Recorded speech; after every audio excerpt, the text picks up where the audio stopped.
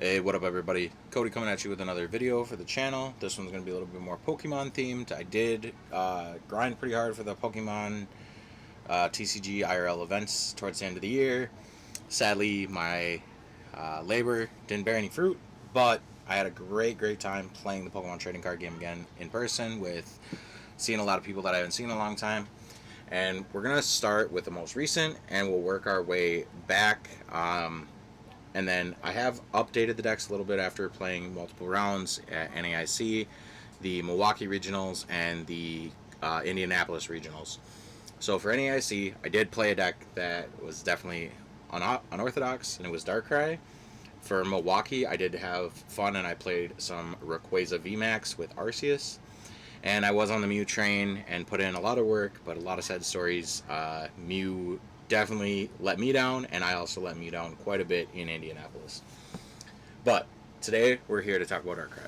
So the Darkrai deck that I played for NAIC, the Pokemon lineup was 2 Darkrai V Star and 3 Darkrai V. This is just your ladder up, so to speak. If you really want to roll high, you can try to put him to sleep to buy you a turn. Probably isn't going to help. But the V Star is super underrated. The ability to grab back 2 item cards for your V Star power in Star Abyss is super good, and it can facilitate a lot of aggression by even reusing 2 items turn 2 that you just didn't draw extra, and it really does make this deck explode. I was playing a 3/3 line, but because of space, we had to cut something, and it had to be either a Darkrai V Star or one of our supporters. And this deck is so tight for space; it's so linear. I felt like it's had to be a card that you didn't want to see turn 1. So 3 Darkrai, 2 Darkrai V Star.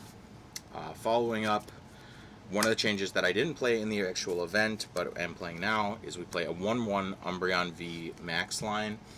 The ability to gust or choose who you're attacking, and being able to research or Roxanne to fix your hand in a single turn, super relevant. And I felt myself discarding boss's orders left and right with research or with Ultra Balls just to get the energy to stay in the game, and not having enough gust late game, super frustrating. And we do play Ordinary Rod spoilers, so if you have to discard one piece of this, you can Ordinary Rod it back so you can get the gust late game. I wouldn't play the deck without at least a 1/1 line. I don't think I would want to move it up. Next up, for our Pokemon, as our attackers continue, we play 2 Galarian Moltres V. This card is great because it accelerates energy to play, and it swings for 190, so with a belt that's 220, you're knocking out basic Vs, and you're enabling easy 2-shots. This card is so good early game. I wouldn't play 3 because you can only use its effect to accelerate an energy from the discard pile to this Pokemon once per turn. So even if you have 2 in play, it doesn't benefit you. It's too much. 2 seems perfect. And then for the last 2 prize Pokemon we play 2 Crobat. Being able to draw until you have 6 cards is super great. It's good turn 1, and it's good if you're able to thin your hand down enough to see even 4 or 5 extra cards in the following turns, turn 2, turn 3. And last for Pokemon are a couple 1 prize techs. You're not going anywhere without these. The Galarian Moltres, the little one, with the Malevolent Charge. This allows you to accelerate 2 more Darkness energy into play, so your Darkrai V Star is swinging for an additional 60 damage. And late game, this is your best attacker because you're giving them a 1 prize and you're hitting for upwards to 220 to 270 damage without a belt. So cards busted, definitely play 2. And the best consistency card of the deck is definitely going to be Greninja, the Radiant Verity. Being able to discard a card or an energy card to draw 2 cards.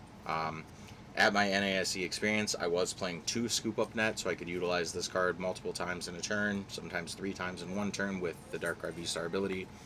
So putting 3 energies in the bin, drawing 6 cards, and then accelerating the energy back with Moltres or Dark Patch was very good. As you'll see, I did cut net down to 1. to make room for the Umbreon package, and it feels right. That is all the Pokemon we played. If you want to take a quick screenshot, you're more than welcome to. I want to try to get into the habit of that so people don't have to watch the entire video if they don't want to. I always do appreciate when you guys sit back and enjoy a deck profile, but that's not for everybody. Again, our supporter count is very, very thin because you don't want to brick. You don't want to have too many supporters in your hand. So we play 4 Professor's Research. The Oak is the only research I'm going to play. I've been a Pokemon fan since day 1, so Professor Oak gave me my first Pokemon. Gotta love the Gen 1 love. Gen 1 love, we play 2 Boss's Orders, gotta be the Giovanni. Being able to discard your hand and see 7 new cards is great, and being able to attack who you want to attack is great. The only other tech supporter we played is 1 Roxanne. Super, super good card. Most of the time, they're going to go down to 4 prizes. They're going to knock out a Crobat, or they'll knock out Darkrai V, or they'll knock out a Galarian Moltres, and then they'll knock out a Darkrai V Star. So being able to Roxanne is really, really good. If they don't have a decent board set up, they might not be able to recover. It's unfortunate that we can't play Marnie or Path of the Peak, but being able to Roxanne is still a great option. I didn't like Roxanne in my initial testing because I refused to play a Pal Pad, but now that we are playing the Pal Pad and Darkrai V Star can fetch the Pal Pad back from the discard pile, meaning we can potentially Roxanne twice if we're able to keep the board in a okay favor if we're far behind, feels good. And Pal Pad also helps you reuse the Boss's Orders, which is great. Now, moving on to our items, we played 4 Ultra Ball. Yeah, 4 Ultra Balls everywhere. It's super good. We played 4 Quick Ball. Again, super great card. This lets you find any Pokemon. This lets you find your basics. We played 4 Trekking Shoes. It allows you to look at the top card of your deck. You can either put it in your hand or discard it. If you discard it, you get to draw a card. So it makes your discard pile come more so what you want. It helps you dig that 1 extra card or even 2 extra cards on the turns that you need them. And if you really, really ain't getting it, you can even Starbust for these back to see more cards in a turn that you weren't expecting to see.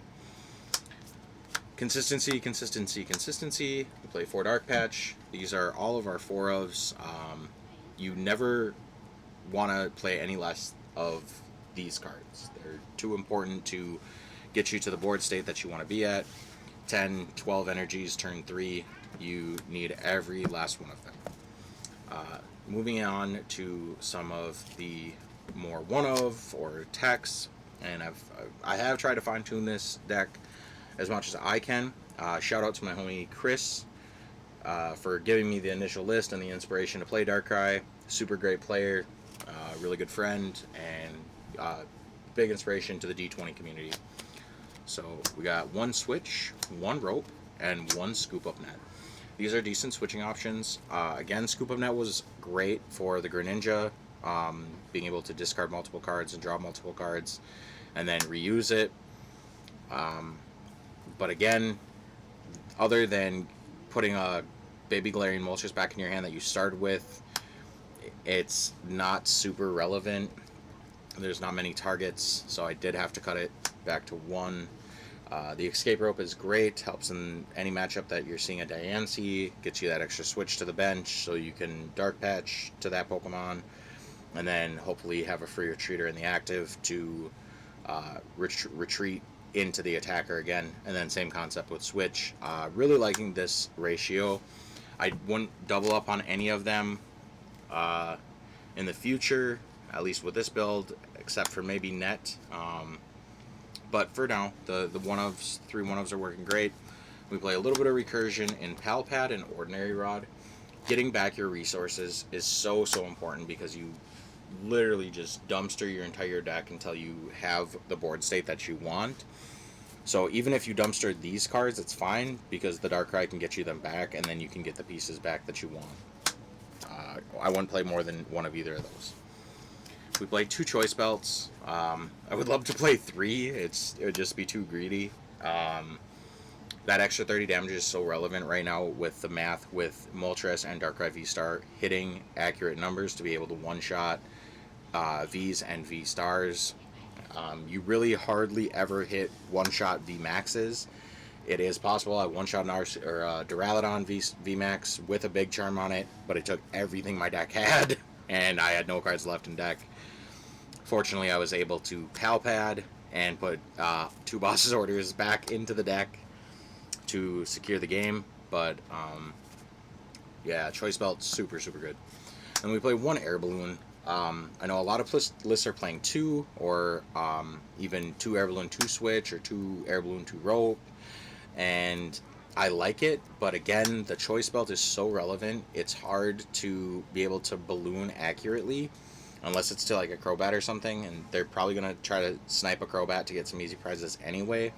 I didn't feel that 2 balloon was necessary. A couple stadiums here to help bump those pesky Path to the Peaks. Again, another card that I do wish I could play 3 of. Getting that extra energy back once or twice is super great. Unfortunately, it does help your opponent more so than I want it to, so I did keep it at 2. And also, the deck is just so space. There's no space. So 2 training courts is fine. You have to have an answer to Path to the Peak in one way, shape, or form. And if you know anything about D12, we play 12 basic darkness energies. This is very, very common. However, I ended up playing 1 hiding darkness energy. It's a special energy that gives your dark Pokemon free retreat. So my thought process behind this is I cut the 2nd Air Balloon for the hiding darkness energy, because if this is in play, it provides a darkness energy, so it does juice up Darkrai. So it's essentially like the 3rd Choice Belt and the 2nd balloon in 1 card. And I didn't want to make any actual energy changes, because 12 is the bare minimum I would ever play. So I figured, why not just play a 13th energy instead of the 2nd balloon. But that's going to be it for the deck profile. Do not sleep. See what I did there? Do not sleep on Darkrai. He's so insanely strong. It's not like Palkia tier, but it's a super fun deck. So if you enjoyed the deck profile, please like, comment, and subscribe. We'll have our Arceus Rayquaza list that I did play in the Milwaukee Regionals coming up, and hopefully we'll have a couple deck profiles for decks from the EX2 Digital Hazard, including a Renamon and a Beelzemon, hopefully soon. I have the Renamon list built. I just got to get time to record it and edit it. But thanks guys for watching. Appreciate it. Momentai.